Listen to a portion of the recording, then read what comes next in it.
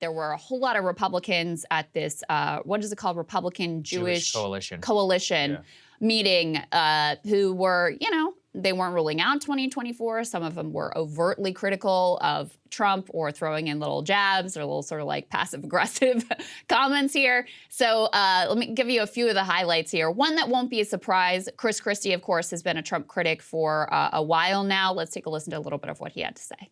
We keep losing and losing and losing. And the fact of the matter is, the reason we're losing is because Donald Trump has put himself before everybody else.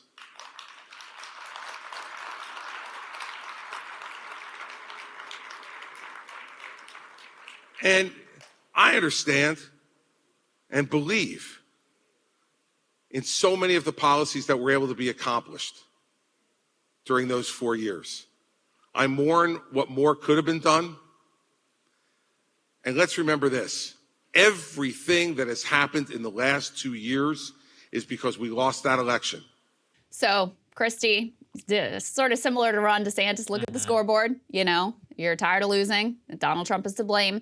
Again, not that much of a surprise coming from him because he's been a direct Trump critic for a while. But even people like Ted Cruz, and let's put this next piece up on the screen, isn't ruling out 2024. That to me, you know, again, is a sign of some perceived weakness with Donald Trump. Cruz has, of course, continued to be a Trump ally. And when he was asked about 2024, he said, and whether he would consider it, he says, you can consider whatever you like. There will be plenty of time to discuss 2024 presidential. I get that that is a lot of fun in the media to do. There will be plenty of time for that. So Ted Cruz also not closing the door. Nikki Haley, probably the most overt in hinting at her 2024 ambitions. Let's take a listen to what she had to say. Now that the midterms are over, I'll look at it in a serious way, and I'll have more to say soon. If my family and I decide to continue our life of service, we will put 1,000% into it, and we'll finish it. For now, I'll say this. I've won tough primaries and tough general elections. I've been the underdog every single time. When people underestimate me, it's always fun. But I've never lost an election, and I'm not going to start now.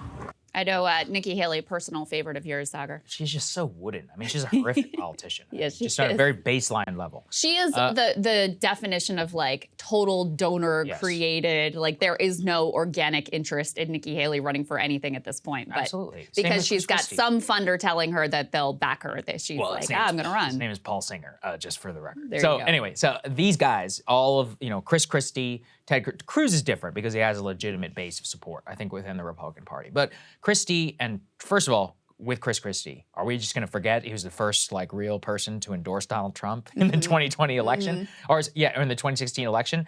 Even put that aside, he doesn't have any credibility, you know, with a lot of the Trump base. Christie's problem was basically, like, he lost the New Hampshire primary. Like, he had no organic level of support. You could argue more so as like a Marco Rubio figure than you could from Christie, given how far back that he ended up finishing in that. So with Christie, the idea that he could mount a serious challenge to Trump, not going to happen. Right. Nikki Haley is the same. I mean, first of all, like, what is your critique of the man? You worked for him, and then you kissed his ass for years while he was in office. Then she criticized, do you remember this whole thing? She criticized him after January 6th in The Atlantic, and then she tried to call him to apologize, and he wouldn't take the phone call. About that. And then she personally had to like come out and kind of refute her own comments, and now, you know, she's in this weird gray space. It's like, I'm sorry. The only person who has any credibility, you know, with the Republican base and a chance, and by the way, you know, you guys know our position, like I think it's a small chance, is Ron DeSantis. He talked about it a little bit, but something I'm noticing with all these candidates, Christie aside, none of them are willing to just call the man out. Right. So if you have been following Mike Pompeo's feed recently,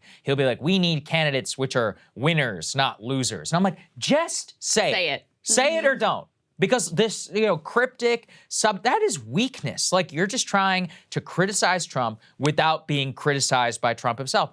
DeSantis, to his credit, got shots fired at him, and he's like, look, it's all noise. He blamed it on the cable media, you know, corporate media, and then was like, at the end of the day, look at the scoreboard. I personally still thought that was weak. I think he should have just said, look at the scoreboard. Any of this trying to avoid a squabble with Trump, if you're going to beat him, how exactly do you expect How is that going to work out? All of this veiled criticism, again, Christie aside, because I will at least give him credit. I don't think he has a credible shot of doing it, but he was like, look, it's Trump. Trump is the reason this is happening. If that's your theory, advance it, stick by it. You know, you have no real, nobody's going to respect you in trying to like run this two-faced campaign where you love Trump, but you want to move past him. I mean, and no one, like, it's very transparent. Yeah, it's like knows. very transparent. Right. You're trying to walk this line and do this little dance of like not directly saying that the problem is Donald Trump, but thinking you're going to be able to like put up some smoke signals to get people to back you. I have never understood how that's ultimately going to work out. It's one thing in this preliminary phase when you're not head to head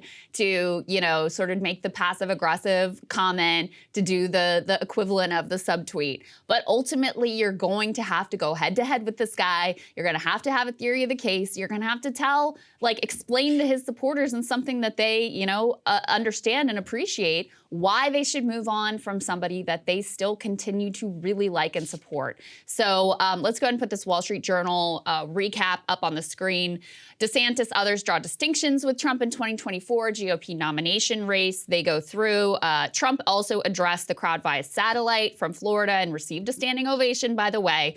But they say the event at the Venetian Resort served as the first major platform for others seeking to capitalize on a growing appetite for someone else. They've got the whole list of names here. Vice President Mike Pence, former Secretary of State Mike Pompeo, former New Jersey Governor Chris Christie, New Hampshire Governor Chris Sununu, former South Carolina Governor Nikki Haley, some huddled privately with donors. DeSantis, of course, garnering the greatest excitement, had a primetime speaking slot on Saturday. And they also say that, you know, basically these party leaders and would-be contenders walking a very fine line, trying to highlight Mr. Trump's shortcomings without alienating his supporters. They credited the former president's accomplishments, many highlighting his decision to relocate the U.S. Embassy in Israel to Jerusalem from Tel Aviv. And they made other unmistakable attempts to draw contrast, but very few took the line of Christie and like directly actually went after him. Yeah, and look, that's the major takeaway, which is at the end of the day, outside of Chris Christie, no credible candidate was willing to challenge Donald Trump in a head-to-head matchup, actually call him out from the stage. How long are we going to keep up this charade, folks? Yeah. Stop trying to play with people. DeSantis, this is why, like, I've seen the DeSantis camp likes to think that you can attack Trump on COVID and like COVID lockdowns. And I just think that is a farce. They're like, he locked down the country. First of all, we live in a federalist country. The reason DeSantis was able to do what he wanted in Florida is because governors got to run their states however they wanted. Yeah, it didn't come from the federal government. Trump was criticizing lockdowns in, April and in May? It didn't work. You know, you think Gavin Newsom, he doesn't need to listen to Trump. That's the whole point of having states which are independent relatively from the federal government. So there you have that. Second, they're like, well, he didn't fire Fauci fast enough. I'm like, look, I don't even disagree with that point, but like, it's been 2 years. Yeah. What do we look, when we look at the preference and the COVID in terms of its ranking, how people vote, it's not there. There was a big prediction by a lot of Republicans in this election, of which, you know, I was somewhat of a part of, like, people are going to remember lockdowns. No, they don't actually care at all. Yeah. The difference between Virginia and even now, only 1 year. Totally different universe away from school closures. You know, now it's all about abortion. It's about the economy, about very, you know, pressing issues ahead of us right now. So anyway, like all of this critique that they think that they have against the man, I just don't see it. I don't see any evidence right now to actually back that up electorally in terms of the way that people have voted. And I continue to think that ultimately, if Trump is in fact indicted, that, I mean, you don't think that all of these people, with maybe the exception of Chris Christie, who we already said, like, I don't think that he really has a shot of credibility with the base at this point, even though I do think he's a very politically talented person, but just like he missed his moment back in 2012, a decade ago. But yeah, I mean, ultimately, if he is indicted, which I do think is still fairly likely, I think all of these people will rally around him once again. I mean, they're going to defend him on this. Like, they almost have to. There's no way the base would accept you if you didn't do that. I mean, they would just, you know, totally reject on a hand anyone who was like, yes, I think he should be indicted, and yes, I think that this is all justified. So I think it's going to be very tricky for anyone to supplant him at this point. You know, the time when he was weakest was right after January 6th. 2026, maybe they had a shot right then if everybody got on board and everybody sort of like with one unified front tried to do something. They didn't do that. And the other thing that they're going to face is, much like 2016, they're going to have a divided field. Yep. I mean, you know, I know that there's a group that would love if it was just Trump versus DeSantis. Number one, it's not even totally clear that DeSantis is going to run, by the way. Correct. And number two, there are going to be other challengers for that, you know, to divide up that anti-Trump vote to the extent it even exists within the GOP base. That makes it a much trickier situation as well. Hey guys, ready or not, 2024 is fully upon us now, and Saagar and I have been brainstorming ways that we can really up our game for this critical election. Yeah, we rely on our premium subs to expand our coverage, to add staff, to upgrade the studio. We just want to give you the best independent coverage of this election, which is possible. So if you can help us out, become a premium subscriber today, breakingpoints.com, or the link is down here in the description video. It really means the world to us, and if you like what we're all about, this is the best possible way to keep us 100% independent, working only for you.